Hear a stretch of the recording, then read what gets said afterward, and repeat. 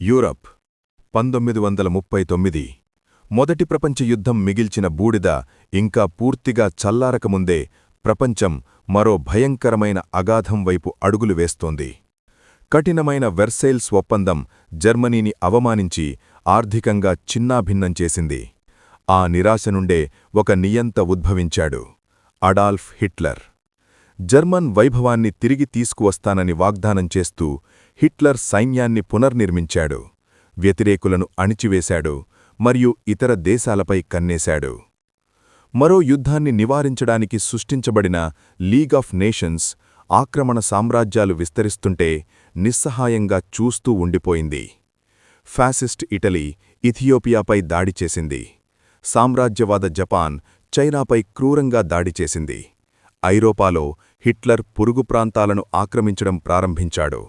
రక్తపాతాన్ని నివారించాలనే ఆశతో ప్రపంచం అతన్ని శాంతింపచేయడానికి ప్రయత్నించింది. కాని సెప్టెంబర్ 1, 1939న జర్మనీ పోలాండ్పై దాడి చేసినప్పుడు పరిమితులు దాటిపోయాయి. బ్రిటన్ మరియు ఫ్రాన్స్ యుద్ధం ప్రకటించాయి. రెండవ ప్రపంచ యుద్ధం మొదలయింది.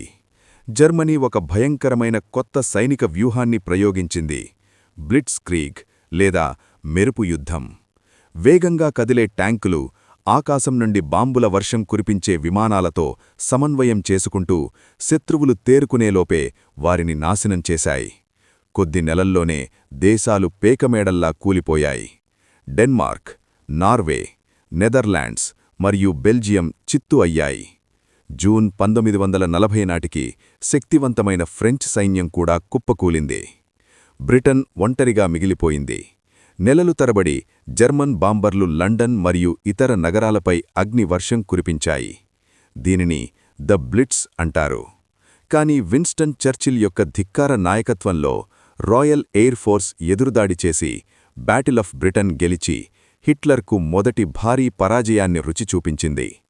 పశ్చిమంలో నిరాశ చెందిన హిట్లర్ జూన్ 1941లో ఒక ఘోరమైన తప్పు చేశాడు.